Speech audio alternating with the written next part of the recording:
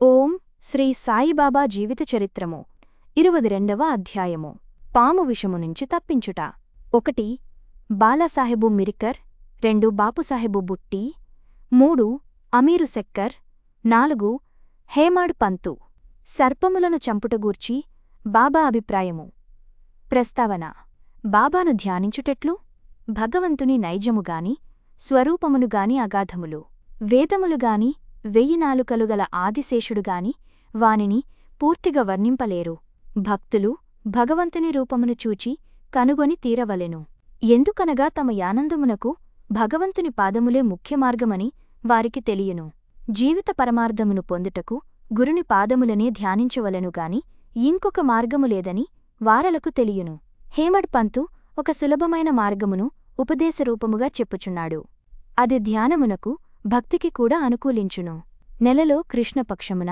రానురాను వెన్నెల క్రమముగా క్షీణించును తుదకు అమావాస్యనాడు చంద్రుడు కానరాడు వెన్నెల కూడా రాదు శుక్లపక్షము ప్రారంభించగనే ప్రజలు చంద్రుని చూచుటకు ఆతురుపడిదరు మొదటి దినము చంద్రుడు కానరాడు రెండవనాడది సరిగా కనిపించదు అప్పుడు 2 చెట్టుకొమ్మల మధ్యగుండా చూడుమనదరు ఆతురతతో నేకధ్యానముతో ఆ సందుద్వారా చూచినప్పుడు దూరముగానున్న చంద్రుని యాకారమొక గీతవలె గాన్పించును వారప్పుడు సంతసించెదరు ఈ సూత్రముననుసరించి బాబా తేజమును జూచెదముగాక బాబా కూర్చున్న విధానమును జూడుడు అది ఎంత సుందరముగానున్నది వారు కాళ్లను ఒకదానిపైని ఇంకొకటి వేసియున్నారు కుడికాలి ఎడమ మోకాలుపై వేసియున్నారు ఎడమచేతి వ్రేళ్లు కుడిపాదముపై వేసియున్నారు కుడికాలి బొటన వ్రేలుపై చూపుడు వ్రేలున్నూ మధ్య వ్రేలున్నూ ఉన్నవి ఈ కూర్చున్న విధమును బట్టి చూడగా బాబా మనకీ దిగువ విషయము చెప్ప నిశ్చయించుకొన్నట్లున్నది నా ప్రకాశమును చూడవలెనంటే అహంకారమును విడిచి మిక్కిలి ఎనకువతో చూపుడు వ్రేలుకు మధ్య వ్రేలుకునున్న బొటన వ్రేలుపై దృష్టిని సారించినచో నా ప్రకాశమును జూడగలరు ఇది భక్తికి సులభమైన మార్గము ఒక క్షణము బాబా జీవితమును గమనించెదము బాబా నివాసము వలన షిరిడీ ఒక యాత్రాస్థలమాయెను అన్ని మూలల నుండి ప్రజల చట గుమిగూడుచుండిరి బీదవారు గొప్పవారు కూడా అనేక విధముల మేలు పొందుచుండెడివారు బాబా యొక్క అనంత ప్రేమను ఆశ్చర్యకరమైన సహజమైన వారి జ్ఞానమును వారి సర్వాంతర్యామిత్వమును వర్ణించగల వారెవ్వరు వీనిలో ఏదైనా నొక్కదానినిగాని ఎన్నీయుగాని అనుభవించినవారు ధన్యులు ఒక్కొక్కప్పుడు బాబా దీర్ఘమౌనము పాటించువారు అది వారి యొక్క బ్రహ్మబోధము ఇంకకప్పుడు చైతన్యఘనులుగా నుండువారు ఆనందమున కవతారముగా భక్తులచే పరివేష్టితులైయుండెడివారు ఒక్కొక్కప్పుడు వారు నీతి బోధించు కథలను చెప్పడేవారు ఇంకొకప్పుడు హాస్యము తమాషా చేటలో మునిగెడివారు ఒకప్పుడు సూటిగా మాట్లాడువారు ఒక్కొక్కప్పుడు కోపోద్దిపితుడాయని తోచువారు ఒక్కొక్కప్పుడు దీర్ఘ వివాదములోనికి దించెడివారు అనేకసార్లు ఉన్నదున్నట్లు మాట్లాడేవారు ఈ ప్రకారముగా వారనేక సలహాలు అవసరము ప్రకారమనేక మందికి ఇచ్చిచుండెడివారు వారి జీవితం అగోచరమైనది మన మేధాశక్తికి భాషకు అందుబాటులో నుండెడిది కాదు వారి ముఖమును జూచుటయందు ఆసక్తిగాని వారితో సంభాషించుటయందుగాని వారి లీలలు వినుటయందుగాని తనివి తీరెడిది కాదు అయినప్పటికీ సంతోషముతో నుప్పొంగుచండేవారము వర్షబిందువులను లెక్కించగలము తోలు సంచిలో గాలిని మూయగలము కాని బాబా లీలలను లెక్కింపలేము వానిలో నొక్కదానిని గూర్చి చెప్పదము భక్తుల యాపదలను కనుగొని భక్తులను వాని నుండి సకాలమున బాబా ఎట్లు తప్పించుచుండెనో ఇచట చెప్పుదుము బాలాసాహెబు మిరికర్ సర్దారు కాకాసాహెబు మిరికర్ కొడుకగు బాలాసాహెబు మిరికర్ కోపర్గాంకు మామలత్ దారుగా నుండెను చితిలీ గ్రామ పర్యటనకు పోవుచుండెను మార్గమధ్యమున బాబాను జూచుటకు షిరిడీ వచ్చెను మసీదుకు బోయి బాబాకు నమస్కరించెను ఆతని యోగక్షేమముల గూర్చి మాట్లాడునప్పుడు బాబా జాగ్రత్తగా నుండవలనని హెచ్చరిక చేచూ నిట్లడిగెను నీకు మన ద్వారకామాయి తెలియునా బాలాసాహెబునకు బోధపడకపోవుటచే అతడూరకుండెను నీవిప్పుడు కూర్చున్నదే ద్వారకమాయి ఎవరైతే యామె తొడపై కూర్చొనెదరో యామె వారిని కష్టముల నుండి యాతురతల నుండి తప్పించును ఈ మసీదు తల్లి చాలా దయార్ద్ర హృదయురాలు ఆమె నిరాడంబర భక్తులకు తల్లి వారిని కష్టముల నుండి తప్పించును ఒక్కసారి మనుజులు ఆమె తొడపై కూర్చునినచో వారి కష్టములన్నీయూ పోవును ఎవరామె నీడనాశ్రయించెదరో వారికి ఆనందము కలుగును అనెను పిమ్మట బాలాసాహెబుకు ఉదీ ప్రసాదమిచ్చి వాని శిరస్సుపై చేయి వేసెను. బాలాసాహెబు పోవుచుండగా బాబా ఇట్లనెను, నీకు పొడుగాటి బాబా తెలియునా? అనగా, సర్పము ఎడమచేతిని మూసి దానిని కుడిచేతి వద్దకు తెచ్చి పాము పడగవలె వంచి అది మిక్కిలి భయంకరమైనది. కాని ద్వారకామాయి బిడ్డలనేమి చేయగలదు? ద్వారకామాయి కాపాడుచుండగా ఆ సర్పమేమి చేయగలదు అనెను. అక్కడున్న వారందరూ దీని భావమును దెలిసికొనుటకు, దానికి మిరీకరుకు గల సంబంధమును దెలిసికొనుటకు కుతూహలపడుచుండిరి. కాని బాబా నీ విషయమై ఎడుగుటకు ధైర్యము లేకుండెను. బాలాసాహెబు బాబాకు నమస్కరించి మసీదును విడచి శ్యామాతో వెళ్ళెను. బాబా శ్యామాను బెలచి బాలాసాహెబుతో చితలి వెళ్ళి యానందించుమనెను. బాబా యాజ్ఞానుసారము శ్యామ కూడా తన వెంట వచ్చెదనని బాలాసాహెబుతో చెప్పెను. అసౌకర్యముగ నుండునని కాన రావద్దని బాలాసాహెబు శ్యామాతో చెప్పెను. శ్యామ బాబాకి సంగతి దెలిపెను. బాబా ఇట్లనెను, సరే వెళ్ళవద్దు. వాని మంచి మనము కోరితిమి.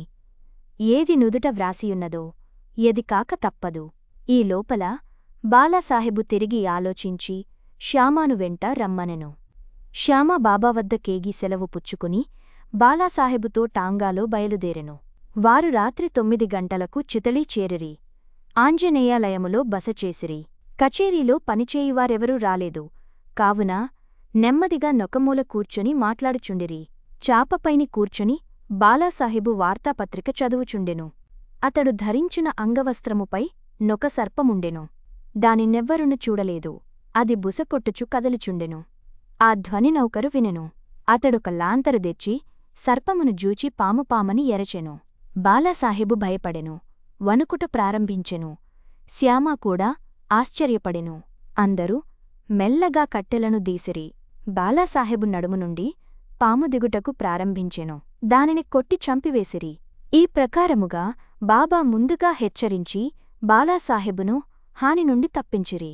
బాబాయందు బాలాసాహెబుకు గల ప్రేమ దృఢమయ్యెను. బాపుసాహెబు బుట్టి నానాసాహెబు డెంగ్లేయను గొప్ప జ్యోతిష్కుడు.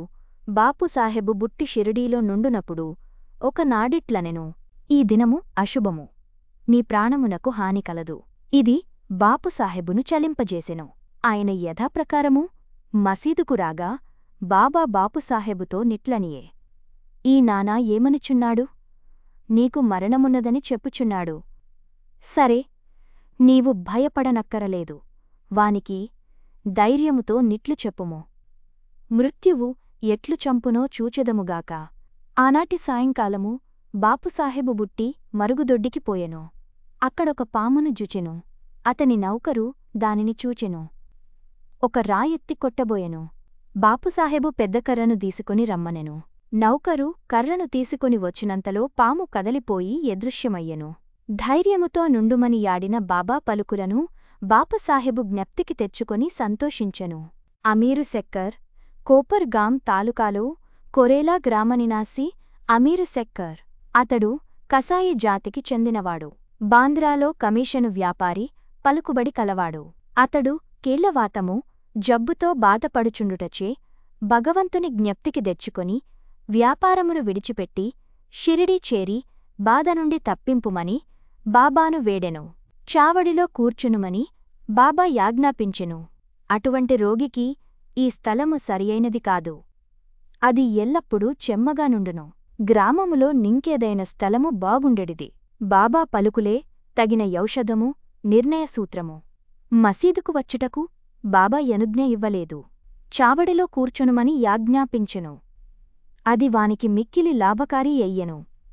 ఎందుకనగా బాబా ఉదయము సాయంకాలము చావడివైపు పోవుచుండెను. అదియునుగాక దినము విడిచి దినము ఉత్సవముతో బోయిబాబా ఎచట నిద్రించుచుండెను. అందుచే అమీరుబాబా యొక్క సాంగత్యమును సులభముగా పొందుచుండెను. పూర్తిగా 9 మాసములు అమీరు సెక్కర్ అక్కడ నుండెను. తరువాత ఆ స్థలముపై విసుగు కలిగెను. ఒకనాటి రాత్రి ఎవరికి చెప్పకుండా కోపర్గాం పారిపోయెను. అచ్చటొక ధర్మశాలలో దిగెను. అచ్చటొక ఫకీరు చచ్చుటకు సిద్ధముగా నుండెను. నీళ్లు కావలననగా అమీరు పోయి తెచ్చి ఇచ్చెను. ఆ నీళ్లను త్రాగి ఫకీరు చనిపోయెను. అమీరు చిక్కులో పడెను. అతడు పోలీసువారికి తెలియపర్చినచో మొట్టమొదట సమాచారమును దెచ్చిన వాడగుటచే వీని కావిషయమేమైన తెలిసియుండునని పట్టుకొనెదరు. ఆ చావునకు కూడా అతడు కారణభూతుడయ్యుండవచ్చునని యనుమానించెదరు. బాబా యాజ్ఞ లేనిదే షిరిడీ విడిచిపెట్టుట తనదే తప్పని అతడు గ్రహించెను, పశ్చాత్తాపపడెను. షిరిడీ పోవ నిశ్చయించుకొని యారాత్రియే ఎచుట నుండి షిరిడీకి పోయెను. మార్గమధ్యమున బాబా నామమును జపము చేయుచుండెను. సూర్యోదయమునకు ముందు షిరిడీ చేరి యాతురత నుండి తప్పించుకొనెను. బాబా యాజ్ఞానుసారము చావడిలోనే యుండి రోగముక్తుడయ్యెను. ఒకనాడు మధ్యరాత్రి బాబా, ఓ అబ్దుల్, నా పరుపు వైపు ఏదో దుష్టప్రాణి వచ్చుచున్నది యని ఎరచెను. లాంతరు దీసికొని అబ్దుల్ వచ్చి బాబా పరుపు జూచెనుగాని ఏమీయూ గాన్పించలేదు. జాగ్రత్తగా చూడుమని బాబా చెప్పుచు నేలపై సటకాతో కొట్టుచుండెను. అమీరు షక్కర్ బాబా లీలను జూచి అచ్చటకు పాము వచ్చెనని బాబా యనుమానించియుండునని యనుకొనెను. బాబా సాంగత్యము వలన బాబా యాడు మాటల చేయు క్రియల భావమును అమీరు గ్రహించుచుండెను. బాబా అబ్దుల్ను లాంతరు తీసుకొని రమ్మనెను. అమీరు తన దిండుకు సమీపమున నేదో కదలుచుండుట గమనించెను. అంతలో నచ్చటొక పాము కనబడెను. అది తలను క్రిందకి మీదకి ఆడించుచుండెను. వెంటనే దానిని చంపిరి.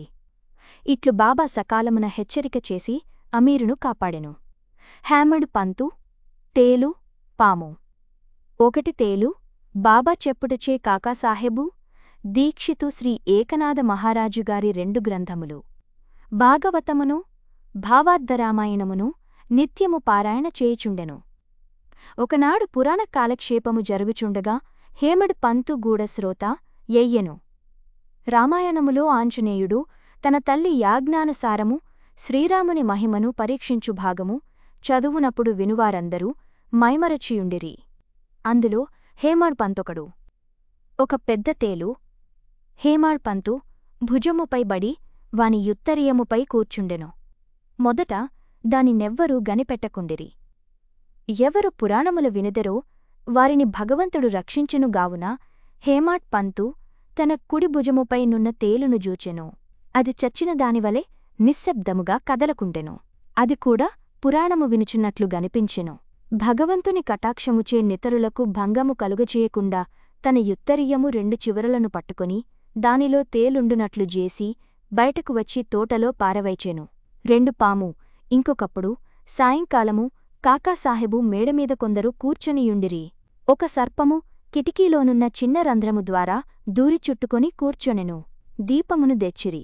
మొదట యది వెలుతురుకు తడబడెను. అయినప్పటికీ అది నెమ్మదిగా కూర్చునెను. దాని తలమాత్రము క్రిందకు మీదకు నాడించుచుండెను. అనేకమంది బడితెలు కర్రలు తీసుకుని వేగముగ పోయిరి. అది ఎటుకాని స్థలములో నుండుటచే దానిని చంపలేకుండిరి. మనుష్యుల శబ్దమును విని యా సర్పము వచ్చిన రంధ్రములోనికి గబగబ దూరెను. అందరూ ఆపద నుండి తప్పించుకొనిరి. బాబా అభిప్రాయము: ముక్తారాంయను నొక భక్తుడు పాము తప్పించుకొని పోవుటచే మంచియే జరిగినదనెను. హేమడ్ పంతు అందుల కొప్పుకొనలేదు. అది సరియైన యాలోచన కాదనెను. పాములను చంపుటయే మంచిదనెను. ఇద్దరికీ గొప్ప వాక్కలహము జరిగెను. ముక్తారాం సర్పములు మొదలగు క్రూర జంతువులను చంపనవసరము లేదనెను. హేమడ్ పంతువానిని తప్పక చంపవలననెను. రాత్రి సమీపించెను. కలహము సమాప్తిగాకుండెను. ఆ మరుసటి దినం ఆ ప్రశ్నను బాబా నడిగిరి. బాబా ఇట్లు జవాబిచ్చెను: భగవంతుడు సకల జీవులందు నివసించుచున్నాడు. అవి సర్పములుగాని తేళ్లుగాని కానిడు. ఈ ప్రపంచమును నడిపించు సూత్రధారి భగవంతుడు.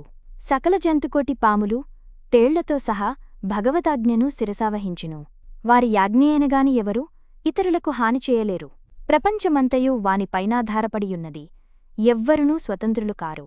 కాబట్టి మనము కనికరించి అన్ని జీవులను ప్రేమించవలెను. అనవసరమైన కలహములందు చంపుటందు పాల్గొనక యోపికతో నుండవలెను. దేవుడందరినీ రక్షించువాడు. ఓం నమో శ్రీ సాయినాథాయ. శాంతిః శాంతిః శాంతిః. 22వ అధ్యాయము సంపూర్ణము.